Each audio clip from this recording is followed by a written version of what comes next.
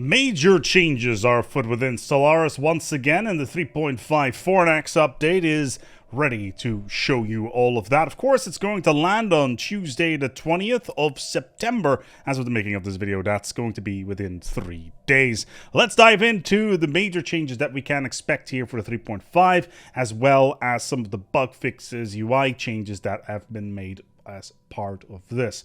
First of all, there will be a all crisis galaxy setting right at the start of the game. This basically means that at the start of the game you can say, okay, I want all crises to spawn in sequence. So you can have the contingency, you can have the unbidden, and of course the Praetorian jumping on you in sequence as you take them out one by one. And the later they spawn, the more powerful they are, which is kind of crazy. Yes, each of them is 1.5 stronger than the previous version, which is rather crazy. There's also a new Ranger Lodge building for the Environmentalist Civic, which will grant you unity for every natural blocker that you have on a planet, for those of you who don't know what blockers are. If we, for instance, go back into the game here and we find any sort of planet and see if we have any blockers here. Yep. So these particular ones, they're environmental blockers. So with this particular Civic, basically we will get additional unity for each one of these. So it's kind of an interesting balance whether or not you want to have these blockers available to you. It does reduce the amount of real estate that you have available on your worlds, but it's maybe something that you can deal with if the unity bonuses are big enough. We're going to go and dive into that once the build comes out. There are there are actually several new unique star systems. 2 with a unique archaeological site, so 2 brand new systems that spawn in space somewhere. 3 systems where one can easily pick up some ship technology, whether or not that is unique technology is a whole different question. And 3 systems with extra habitable worlds. So how does this work? Well, basically what happens if you generate the map, random systems will spawn, and essentially things like, I don't know, this system, which is not necessarily a unique system, but it will be relatively clear to you, say Kerbal or something along those lines. Trappist is another one of those unique systems that is always the same and is populated with a certain amount of planets. So in this particular case, we have 3 worlds, and are going to be similar things being added here. I like this. I like new geography being added to the galaxy, so you have an idea of what to expect from these sort of systems. 3 new archaeological sites that will spawn randomly. These are different from the system archaeological sites. The Leonesi Refuge, a forgotten civilization of hive minds waiting for somebody to aid them. We'll dive into those when we can. And of course, the Zevok's Shroud entity that is only willing to talk to machine empires. This is actually relatively unique because in the game right now, there is no limiter to anything within the game that is basically saying, okay, this archaeological site is unique to robots, or this archaeological site is unique to hive minds. And I like this sort of different opportunities for different empires to get new stuff. So if you're a robot empire, this may be something for you to play around with. A new anomaly called the Singing Planet. Probably involves song and happiness, or, you know, insanity. That's usually what happens with these sort of things.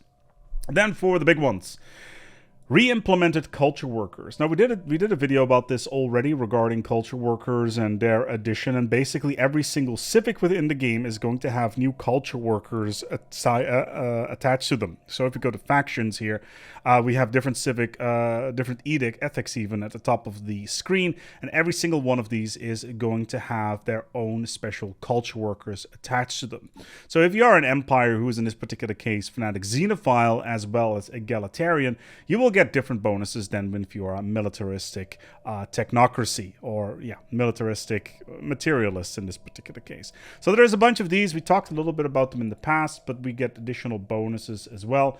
Spiritualists, they will reduce amenities. Materialists will increase amenities per planet. Militarists will give you additional naval cap. Pacifists will give you additional trade value from living standards, which is pretty crazy. Citizen happiness from xenophobic xenophiles will reduce pop upkeep. Housing being reduced by egalitarian, and authoritarian increases edict fund. So for those of you who don't know what edict funds are listed under the edict funds, of course, in the edict screen, and the edict fund is listed on the top right. But if you are now authoritarian, you can gradually increase the amount of money, or at least resources, that go into the edict fund before it starts siphoning off your unity, which would be a little bit unfortunate in this particular case, but it's still a very nice little approach. The Ministry of Culture has been changed as well in that regard. Essentially, they will increase governing ethics attraction, so to make sure that more of your pops are going to be of your basic ethics, and they've also increased unity and consumer good upkeep, which is a little bit unfortunate, but still having the additional governing ethics attraction is really nice if you want to focus on any of this sort of stuff. This seems to be a little bit min-maxy in my personal opinion, and some of these are not nearly as good as the others, such as Spiritualist, which reduces amenity usage.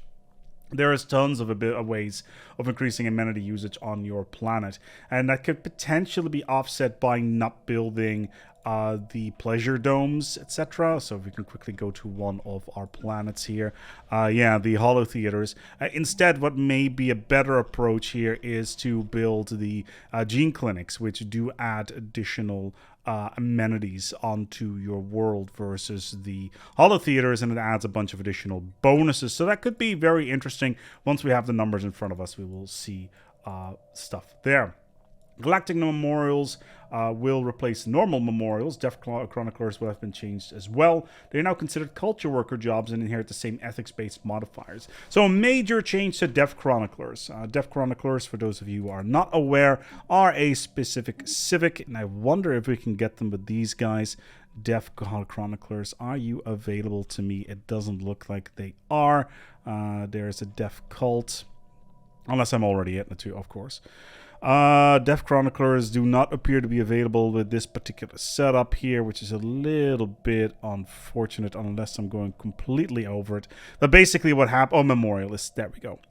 So yeah, the deaf chronicler basically generates consumer goods, unity, and society research and stability right now, and that is going to change to whatever the resources of your civics or ethics are going to be. So that's a major change from Memorialist, which in combination with some of the updates that come with the Toxoids update, especially where you can turn worlds into tomb worlds, that's going to be a pretty major approach. And we're going to be talking about a build for those guys very, very soon as well. Gestalt's equivalent to monuments will now give evaluator jobs. So essentially you will provide unity and amenities, because obviously Gestalts don't have ethics at all.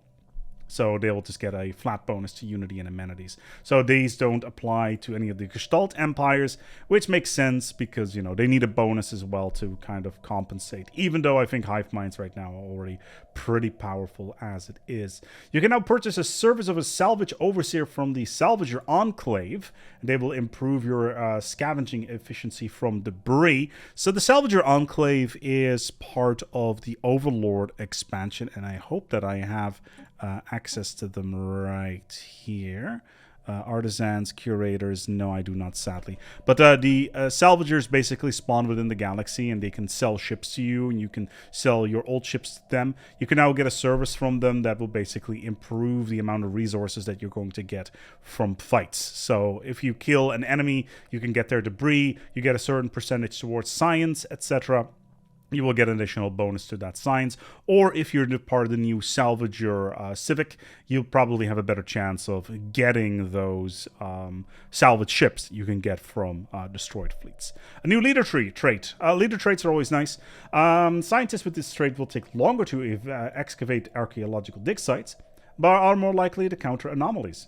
That is a little bit down the middle, whether or not the anomalies are attached to the dig sites themselves, because some dig sites do have anomalies. But if you have started the game and you have one of these mindful scientists in combination with, say, Map the Stars, then you should be able to get even more anomalies than normal. So this could be a very, very powerful early game leader that you can put on your science ships, and you should probably roll for those if you can, because that is very, very powerful. Sure, excavate archaeological sites. There's specific leaders that can focus on archaeological sites, but having the ability to focus more on anomalies is huge, because anomalies give you so many things: new technologies, new resources in space, new leaders, the whole shebang. Consecrating Worlds now has a special visual effect based on the quality of the world. Fallen Holy Empire's worlds have the max intensity. So Consecrating World is a unique ascension perk that is only available to the wonders of the... I don't think I can have them here myself. To Spiritualists. Yeah, they don't show up on this list because I'm not Spiritualist right now. But maybe show unavailable. Maybe it will come up there. Consecrate Worlds. I doubt it will show up here. No, it won't. So basically, Consecrating Worlds is the ability to say, hey, this planet over here. I've got a planet in space somewhere. Let's take this world, for instance. It is currently under colonization, I think. That's weird. I thought it would... Okay, it's right next door. So we got this place right here, right? This is a tundra world. So if I would consecrate this world as a spiritualist, I would get the opportunity to roll a certain level of holiness on this planet. And the higher the holiness, the more unity you're going to get. And amenities as well. And that's generally listed in the galactic modifiers right here. And in this particular case, if you have one of these consecrated worlds, it will be visible on the map. Not that I spend myself a lot of time inside of the solar system view. I spent a lot of time on the galactic view myself. But still, it's a nice little addition. And in addition to that, if it's a Fallen Empire holy planet, then you will get a maximum amount of resources. How about this? All right, Relic Rebalance. We had a whole video about this, and there is a lot of stuff here. But a couple of these are major ones. And that's something I want to talk about today. So let's go to our relics, right? So I've preloaded all the relics here, and there's a couple of ones that are very important. For instance, Cyberx Warforged right now, what it does, you spend 10,000 minerals and you will get 5,000 alloys. It's probably one of the best relics within the game. This is now going to change. This relic will change completely. Essentially what happens here is that you will no longer get the alloy bonus that you will get with this. You can still build the Cyberx Warform, which is probably the most powerful army within the game. But if you spend 2,000 minerals, you will get 1,000 alloys back. It's very similar to the 10,000 to 5,000, except it scales slowly over time. So the next time you have to spend 4,000 minerals to get 2,000 alloys, or 6,000 minerals to get 3,000 alloys, etc., etc. It doesn't really go right off the get-go to 10,000, 5,000, so you need to invest in it so it slowly upgrades over time, and it caps out at 20,000 alloys, probably for 40,000 minerals. That is crazy, that is insane, but still the conversion rate is pretty darn crazy. Another big one that is pretty big is the last Baul. So basically what it did in the past is it would give you the ability to instantly terraform a world into a Gaia world. So I have now selected the Baul thing over here. And if I now go to this planet, for instance, or any planet really. So if I go to decisions right now and I do Baul life seeding, this planet will instantly turn into a Gaia world.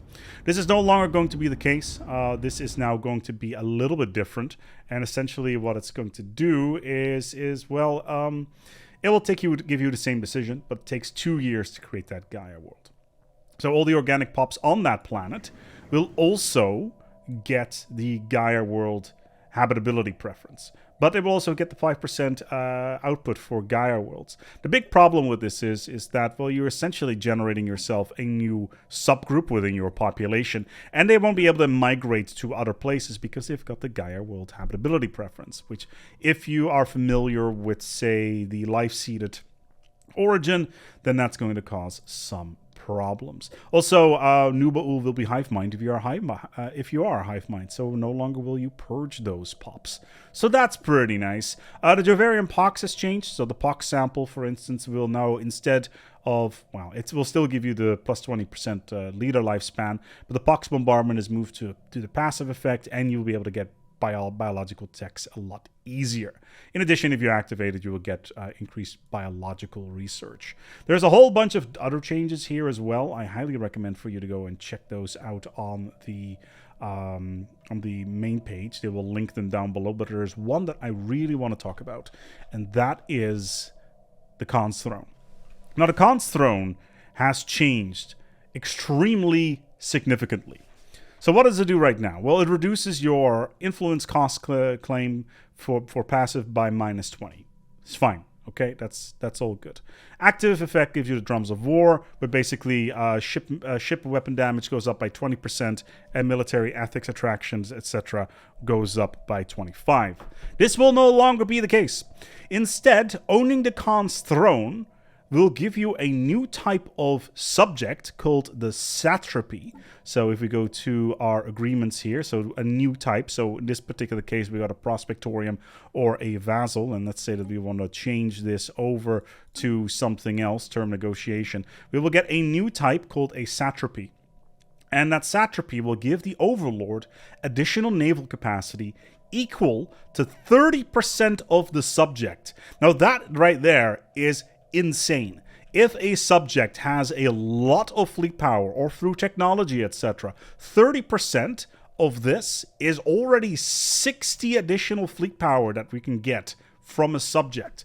You can start spinning out of control with this by getting a satrapy early on and essentially getting more fleet power, roll over the next one, turn them into a satrapy, roll over the next one, get more fleet power. Well, you get the general idea. There's a lot of very powerful aspects to this, and getting the Khan's throne is now going to be a high priority, I would say. It is completely insane how powerful this is. It's rather good. Let's put it that way. The final ones have been changed as well, as in you've taken down the Galactic Crisis. The extra-dimensional Warlock for killing down the Unbidden will give you +20 the weapons range as well as sublight speed, but also better accuracy on your Quantum Catapult, and your jumper gyves will be better, etc. The Praetorian Brood Queen will give you +5 a Praetorian weapon fire rate. In case you didn't know, you can get the Praetorian Brood Queen and then spawn yourself a fleet and then get additional bonuses on those Praetorian weapons as well. These are carriers, by the way. You can get tons of them. That's ridiculous. And the Contingency Core will allow you the construction of 2 of each megastructure instead of 1. Now, obviously, these are all basically post-game parade things. Like, you don't necessarily need this, because once you've killed the crisis, the game is effectively over by that point. Unless, of course, you're playing Gigastructural Engineering and, the blockouts are coming. But you get the general idea. Then there are 16 new achievements. There is a lot of them for aquatics. Necroids, Lithoids, Plantoids, Humanoids, Synthetic Dawn have all gotten new achievements for you to bash your head against. A couple of my favorite ones is there be dragons, own 13 dragons and have them in your capital system. There's a couple of ways of doing it, and they involve the L cluster, let's put it that way. A zombie is on my lawn, it's a Necroid Empire. Eradicate a Plantoid Empire, or vice versa, without blowing up their final planet. Yeah, that's definitely not a Plants vs. Zombies reference. And of course, Directive 67. As a clone soldier empire, denounce a spiritualist fallen empire as a crisis and then destroy them. I wonder what reference that is, right? Exactly. Lithoids now also have access to radiotrophic and crystallization traits for owners of plantoids. So if you have plantoids, you can get radiotrophic, which basically means that if you are on a world that is basically nuked, PC nuked as it's referred to in the code, but it is of course a tomb world, you can get radiotrophic as lithoids, which is super good. Which in combination with a couple of our other civics that are being introduced in the Toxoids update could potentially allow for some of the coolest things that we can get for lithoids now.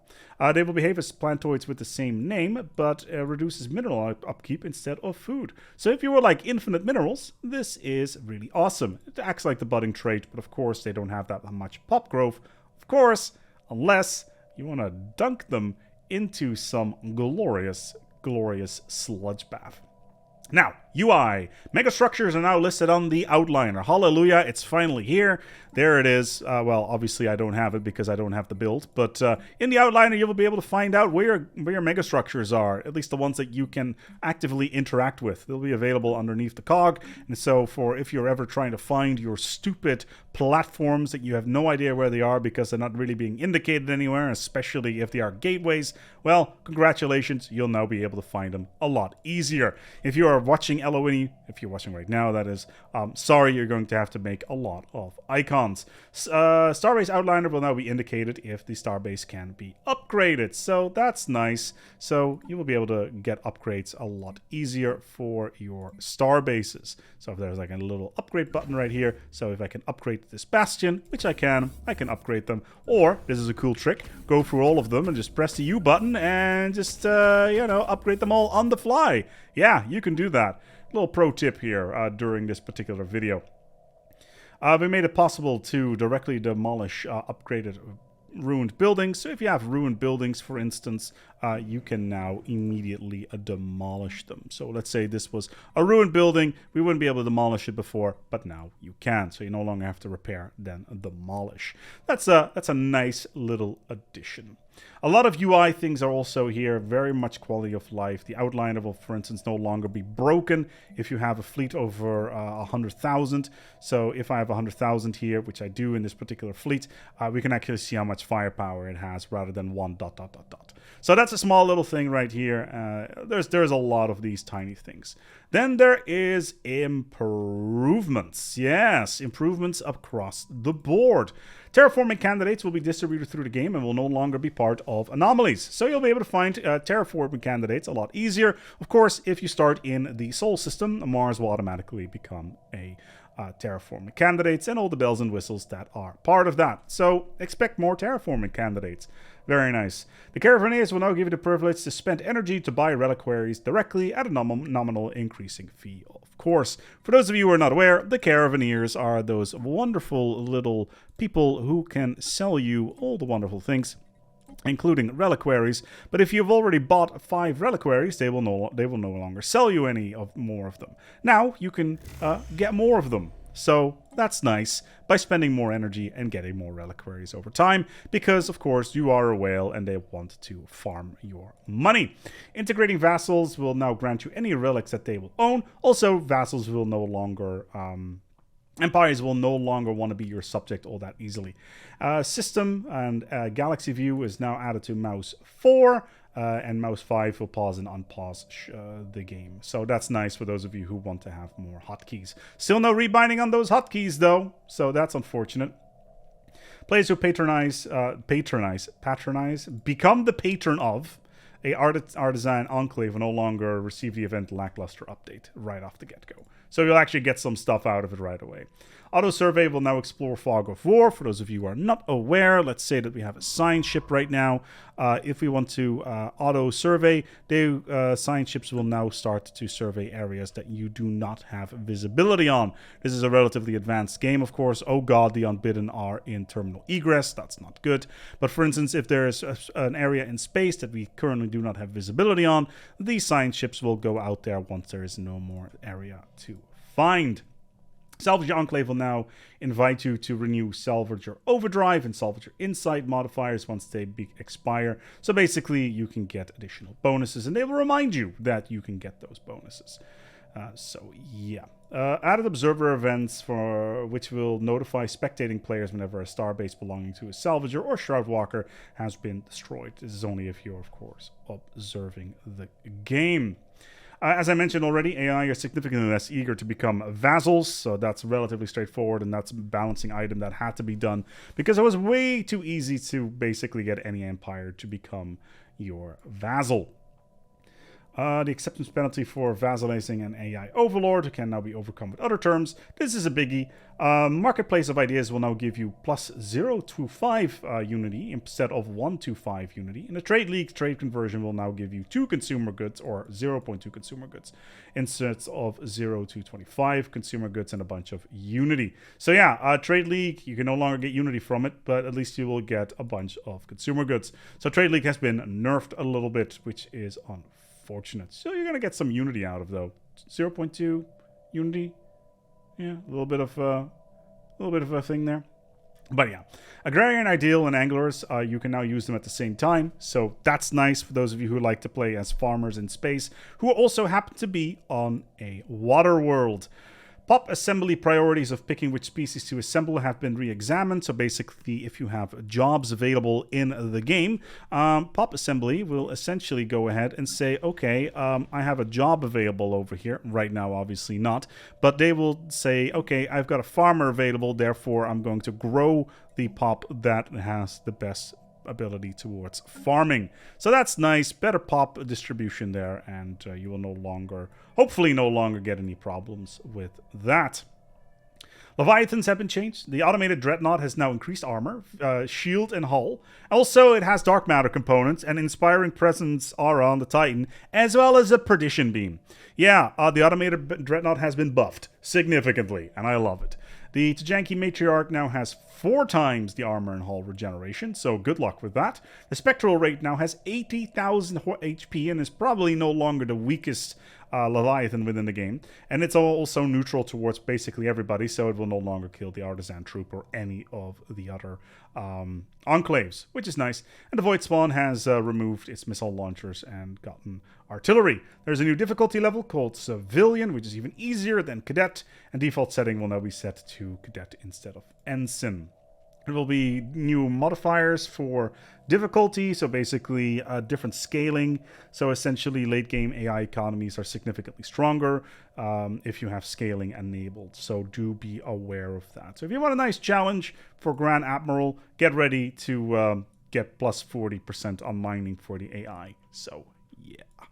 Deluging a holy world is no longer okay. Fallen Empires will be very upset with you if you do that. Increase the cap of how much unity you can gain from momentous event rewards. Right now it's 9,999. That has now been increased to a higher number. So if you're in the game right now, you get a momentous event, and you were hoping to get that next tradition, but apparently it wasn't enough. Well, now you're actually going to be able to get more of those. Ain't that just a delight? There is now a 1-year cooldown on upgrading mercenary enclaves, so no longer can you spam to give them new technology or increase their fleet sizes. Trader enclaves will think fondly of their regular customers. Their opinion with you will increase each full year as long as you have a trade open with you. So this is with the trade enclaves.